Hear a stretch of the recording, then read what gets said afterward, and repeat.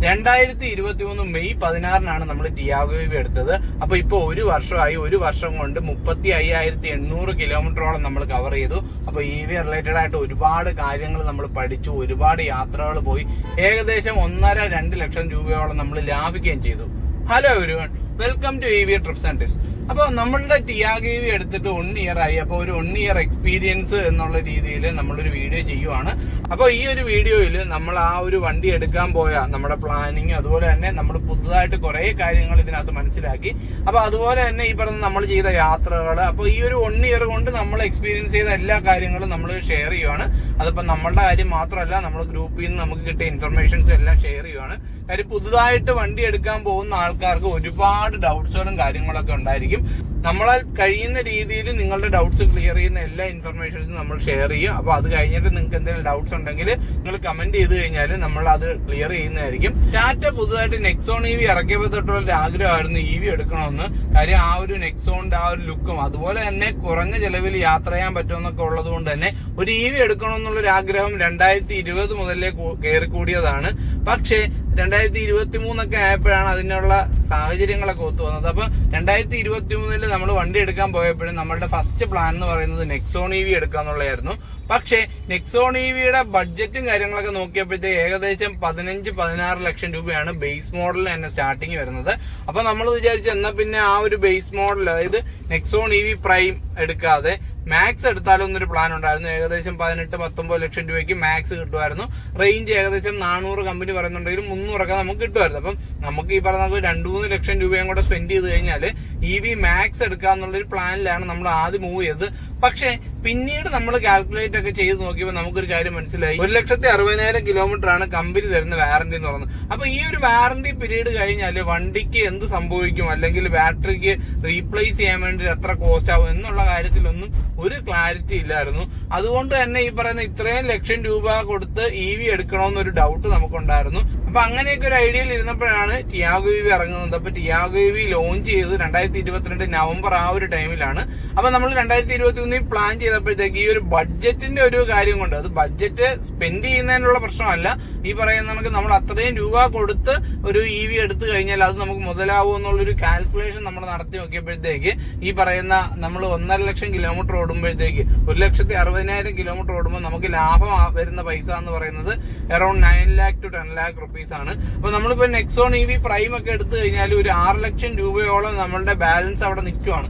അപ്പൊ ആ ഒരു ടൈമിൽ ചിലപ്പം വണ്ടിക്ക് എന്തെങ്കിലും സംഭവിക്കുകയൊക്കെ ചെയ്തു കഴിഞ്ഞാൽ എന്ത് ചെയ്യണം, അത് അപ്പം നമുക്കൊരു ഡൗട്ടായ ഒരു കാര്യമായിരുന്നു. അപ്പോഴാണ് ഈ പറയുന്ന നമുക്ക് ടിയാഗോ EVയുടെ ഒരു ഡീറ്റെയിൽ നമ്മൾ അറിയുന്നത്. അപ്പൊ ടിയാഗോ EV ആകുമ്പോഴത്തേക്ക് അറൌണ്ട് 10 lakhന് വണ്ടി സ്റ്റാർട്ടിംഗ് ഉണ്ട്. അപ്പൊ നമ്മൾ XT-LR എന്ന് പറയുന്ന ഒരു മോഡലായിരുന്നു എടുത്തത്. അപ്പൊ ആ ഒരു മോഡല് നമ്മൾ ഷോറൂമിൽ നോക്കിയപ്പോഴത്തേക്ക് ഏകദേശം 11,15,000 ആ ഒരു റേഞ്ചിലാണ് നമുക്ക് വണ്ടി അന്ന് കിട്ടിയത്. ഇപ്പൊ വണ്ടിയുടെ വില വീണ്ടും കുറഞ്ഞിട്ടുണ്ട്. അപ്പൊ നമ്മൾ ആക്ച്വലി ഈ പറഞ്ഞ ആ ഒരു ടൈമിൽ ഒരു കമ്പാരിസൺ ഒക്കെ നടത്തിയിട്ടുണ്ടായിരുന്നു. അതായത് നോർമൽ ടിയാഗോ EV എടുക്കണോ, ഈ പറഞ്ഞ നമുക്ക് EV എടുക്കണോ എന്നുള്ള രീതിക്കൊക്കെ. കാര്യം നോർമൽ ഒരു ഓട്ടോമാറ്റിക് ടിയാഗോ, അപ്പൊ നമ്മളെപ്പോഴും EV ആയിട്ട് കമ്പയർ ചെയ്യുമ്പോഴത്തേക്ക് ഓട്ടോമാറ്റിക് വണ്ടിയുടെ പ്രൈസുമായിട്ട് വേണം കമ്പയർ ചെയ്യാൻ. കാര്യം എന്ന് പറഞ്ഞു കഴിഞ്ഞാൽ നമുക്ക് കിട്ടുന്ന ഒരു ഓട്ടോമാറ്റിക് ആണ്. അപ്പൊ ഈ പറഞ്ഞ നമുക്ക് അന്ന് ടിയാഗോ EVയുടെ ഓട്ടോമാറ്റിക് വണ്ടിയുടെ പ്രൈസ് എന്ന് പറയുന്നത് അറൌണ്ട് 8 lakh ആ ഒരു റേഞ്ചിലൊക്കെ ആയിരുന്നു. അപ്പൊ അറൌണ്ട് 3 lakh rupees നമ്മൾ അധികമായിട്ട് സ്പെൻഡ് ചെയ്ത് വേണം EV എടുക്കാൻ. ഓക്കെ, അതുപോലെ തന്നെ ഈ പറഞ്ഞ 11 ലക്ഷം രൂപയോളം നമ്മൾ ഈ പറഞ്ഞ EVയിൽ നമ്മൾ സ്പെൻഡ് ചെയ്യുകയാണ്. 1,60,000 കിലോമീറ്റർ നമുക്ക് കമ്പനി വാറന്റി തരുന്നുണ്ട്. അപ്പൊ അതുകൊണ്ട് തന്നെ 1,60,000 കിലോമീറ്റർ ഓടുമ്പോഴത്തേക്ക് അറൌണ്ട് 9 lakh rupees-ഓളം നമുക്ക് എന്തായാലും ലാഭം വരും. അപ്പൊ അതുകൊണ്ട് തന്നെ ഈ പറഞ്ഞ ഈ ഒരു 8 കൊല്ലം അല്ലെങ്കിൽ 1,60,000 കിലോമീറ്റർ കഴിഞ്ഞാലും വണ്ടിക്ക് എന്തെങ്കിലും സംഭവിച്ചാലും കുഴപ്പമില്ല, ഈ പറഞ്ഞ നമുക്ക് സ്ക്രാപ്പ് വാല്യൂ കിട്ടിയാലും നമുക്ക് മുതലാന്നുള്ളൊരു കാൽക്കുലേഷനിലാണ് നമ്മൾ EV എടുത്തത്. അതുപോലെ തന്നെ ഈ പറഞ്ഞ നമുക്ക് എല്ലാവരും കയറി EV എടുക്കണമെന്ന് ഞാൻ പറയത്തില്ല. കാര്യം ഈ പറഞ്ഞ നമുക്ക് ഏകദേശം 3 ലക്ഷം രൂപയോളം ഒക്കെ നമ്മൾ അധികമായി സ്പെൻഡ് ചെയ്യണം.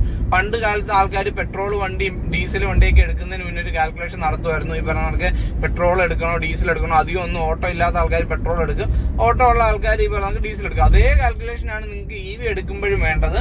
ഈ പറഞ്ഞ കണക്ക് നിങ്ങളുടെ ഓട്ടോ, അതായത് ഒരു മാസം ഒരു 1000-1500 കിലോമീറ്റർ ഒക്കെ ഓടുന്ന ആളാണെങ്കിൽ EV എടുത്താൽ മതി. പിന്നെ വേറൊരു കാര്യം പറയാം, നിങ്ങൾ EV എടുത്തു കഴിഞ്ഞാൽ നിങ്ങൾ ഈ 1000 എന്ന് പറയുന്ന ഓട്ടം നിങ്ങൾക്ക് 2000 ആയിട്ട് മാറും. കാര്യം നിങ്ങൾക്ക് പ്രത്യേകിച്ച് അധിക എക്സ്പെൻസുകളൊന്നും വരുന്നില്ല. കറണ്ട് ബില്ല് വരും, അത് വേറെ കാര്യം. സോളാർ ഉണ്ടെങ്കിൽ ആ ഒരു ബില്ലും നമുക്ക് വരത്തില്ല. അപ്പൊ അതുകൊണ്ട് തന്നെ നമ്മളുടെ ഉപയോഗം കൂടും. പക്ഷെ ഈ പറയുന്ന നമുക്ക് മാസം ഒരു 500-600 കിലോമീറ്റർ ഓടുന്ന ഒരാൾ EV എടുത്തു കഴിഞ്ഞാൽ ഒരു രീതിയിൽ അയാൾക്ക് ബെനിഫിഷ്യൽ ആവത്തില്ല. ആ ഒരു പൈസ അധികമായി പേ ചെയ്യുന്ന ആ ഒരു പൈസ അയാൾ ഇൻവെസ്റ്റ് ചെയ്യുവാണെങ്കിൽ അയാൾക്ക് FDയുടെ പലിശ എടുത്ത് പെട്രോൾ അടിച്ചു പോകാം. ഓക്കെ, നിങ്ങൾ പറയുന്ന ഒരു കാൽക്കുലേഷൻ കറക്റ്റ് ആണ്. അപ്പോൾ അത് മാത്രമല്ല നോക്കേണ്ടത്, ഈ പറയുന്ന നമുക്ക് വണ്ടിയുടെ റേഞ്ചും നിങ്ങളുടെ ഡെയിലി കാൽക്കുലേഷൻ. അപ്പൊ നമ്മൾ നോക്കിയപ്പോഴത്തേക്ക് ആ ഒരു ടൈമിൽ നമുക്ക് ഏകദേശം ഒരു ദിവസം 50 കിലോമീറ്റർ ഒക്കെയാണ് ഓട്ടം വരുന്നത്. പക്ഷെ ഈ പറയുന്ന നമുക്ക് ലോങ് അത്രത്തോളം നമ്മൾ ലോങ് പോകാറില്ല. ഇപ്പൊ എറണാകുളം ഒക്കെയാണ് നമ്മൾ പോകുന്നത്. അപ്പൊ ആ ഒരു ലോങ് യാത്രയ്ക്ക് കഴിഞ്ഞ വർഷം നമ്മൾ എടുക്കുന്ന സമയത്ത് ചാർജിങ് സ്റ്റേഷൻസ് ഒക്കെ കുറവായിരുന്നു. ഇപ്പൊ അത് വെച്ച് നോക്കുമ്പോൾ ഒരുപാട് ചാർജ് സ്റ്റേഷൻസ് വന്നിട്ടുണ്ട്.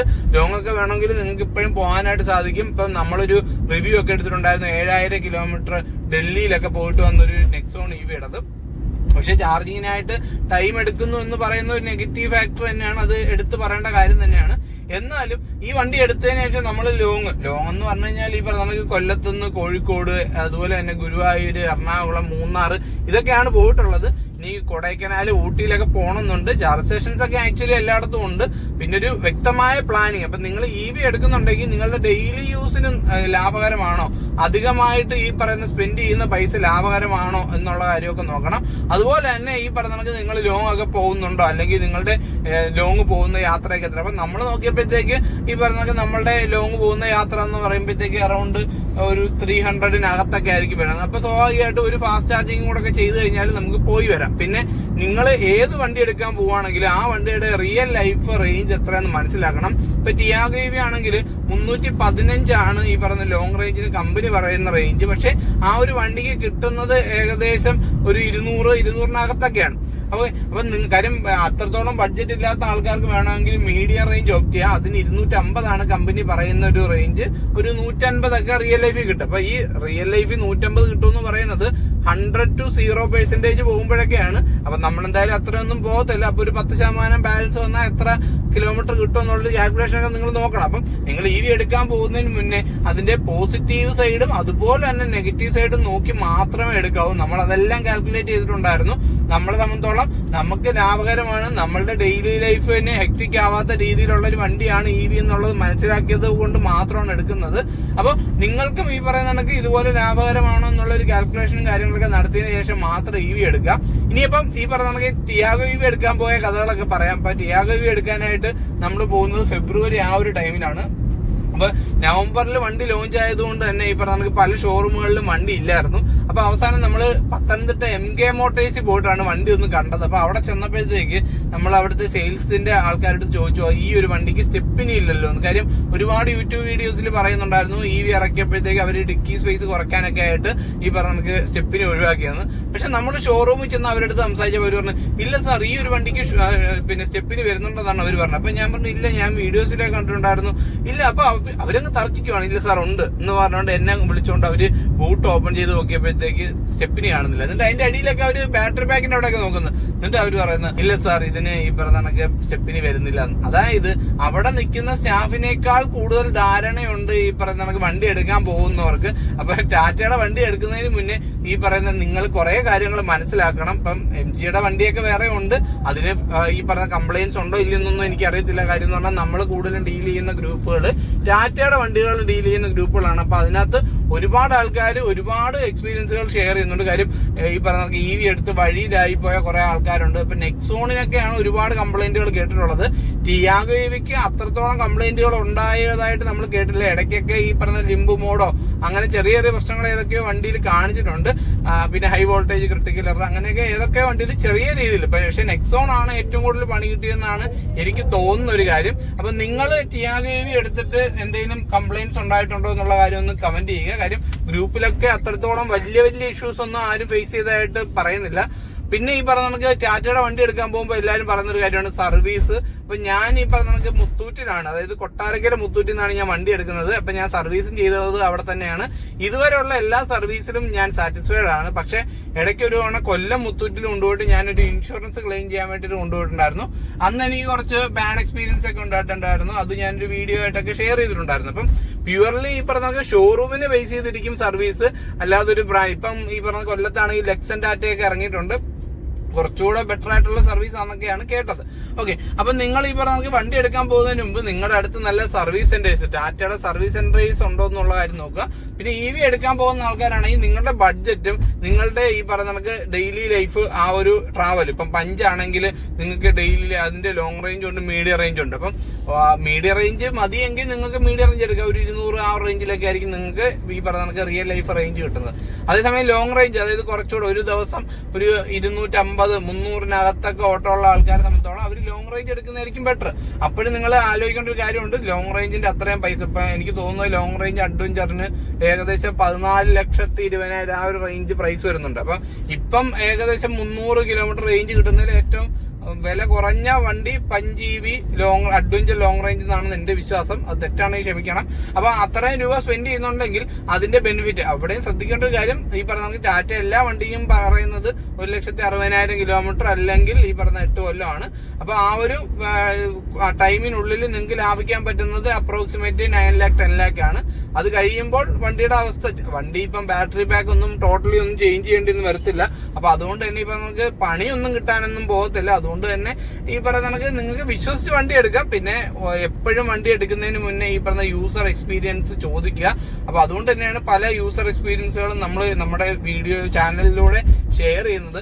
അത് പറയുമ്പോൾ എടുത്തു പറയേണ്ട ഒരു കാര്യമാണ്, നമ്മൾ EV എടുക്കുന്ന സമയത്ത് ഈ EV റിലേറ്റഡ് ആയിട്ട് ഒരുപാട് വീഡിയോസ് ഒന്നും യൂട്യൂബിൽ ഇല്ലായിരുന്നു. അതുകൊണ്ട് തന്നെ ഈ പറഞ്ഞ എങ്ങനെ ചാർജ് ചെയ്യണം, ഏതൊക്കെയാണ് ചാർജിങ് ആപ്ലിക്കേഷൻ, അതൊക്കെ നമ്മൾ കുറെ ബുദ്ധിമുട്ടിയിട്ടുണ്ടായിരുന്നു. അപ്പൊ അതുകൊണ്ട് തന്നെ ഇനി വരുന്ന EV എടുക്കുന്ന ആൾക്കാർ അത് ബുദ്ധിമുട്ടരുത് എന്നുള്ളത് കൊണ്ട് നമ്മളൊരു യൂട്യൂബ് ചാനൽ തുടങ്ങിയിട്ടുണ്ടായിരുന്നു. ആ യൂട്യൂബ് ചാനലിലാണ് നിങ്ങളിപ്പോ ഈ വീഡിയോ കണ്ടോണ്ടിരിക്കുന്നത്.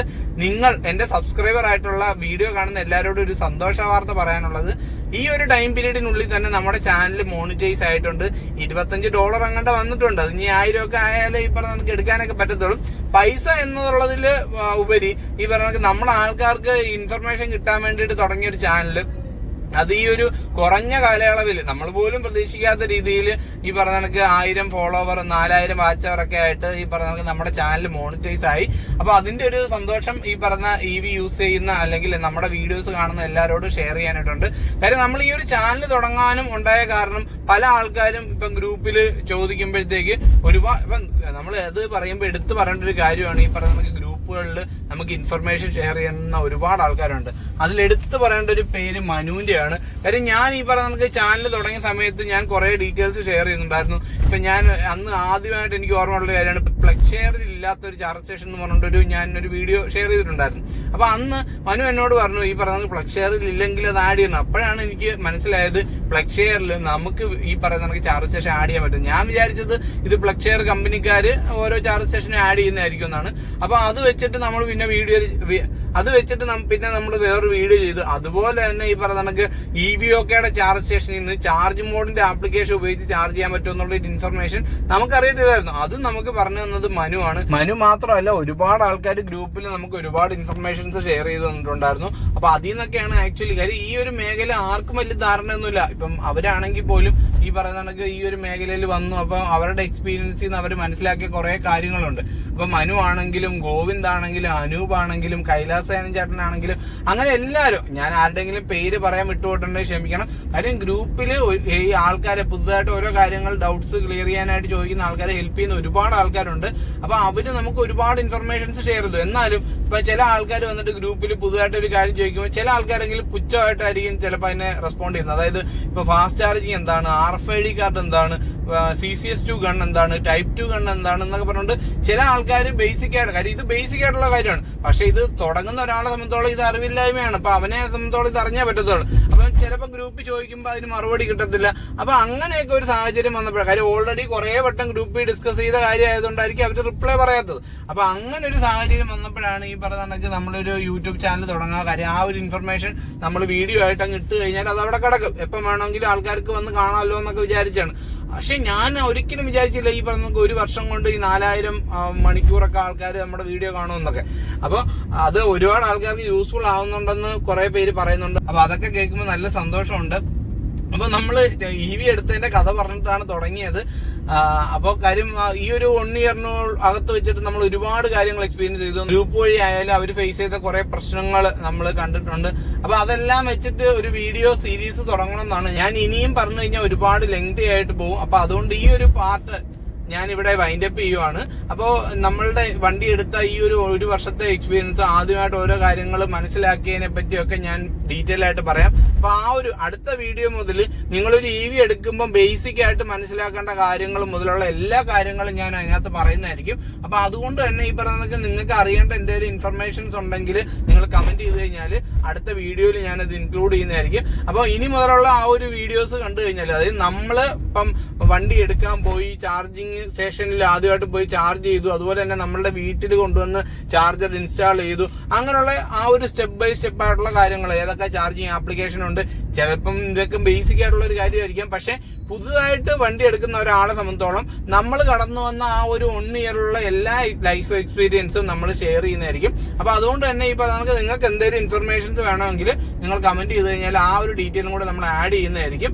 അപ്പൊ ഇനിയും ഈ ഒരു വീഡിയോ ഞാൻ വലിച്ചു നീട്ടിക്കൊണ്ട് പോകുന്നില്ല. അപ്പൊ ഇത് ഒരു ഇൻട്രോ വീഡിയോ ആയിട്ട് നിങ്ങൾ കൺസിഡർ ചെയ്യണം. കാര്യം നമ്മൾ വണ്ടി എടുത്ത ആ ഒരു വർഷം നമ്മൾ തികച്ചു. നമുക്ക് ഇതുവരെയും എടുത്തു പറയേണ്ട കാര്യം, നമുക്ക് ഇതുവരെയും ഒരു ബാഡ് എക്സ്പീരിയൻസ് ഉണ്ടായിട്ടില്ല. ഈ ഒരു 35,000 കിലോമീറ്റർ ഓടിച്ചാലും ഞാൻ ഫുള്ളി സാറ്റിസ്ഫൈഡ് ആണ്.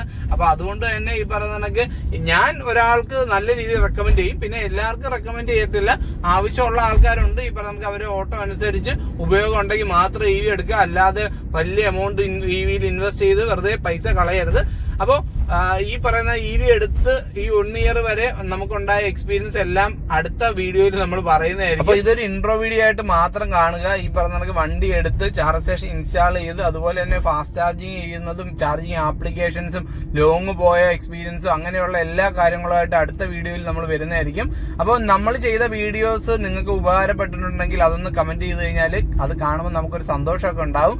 അപ്പോൾ EV റിലേറ്റഡ് ആയിട്ടുള്ള പുതിയ വീഡിയോസ് ആയിട്ട് നമുക്ക് ഇനിയും കാണാം. പുതിയൊരു വീഡിയോ ആയിട്ട് വരുന്നവരെ bye from EV Trips and Tips.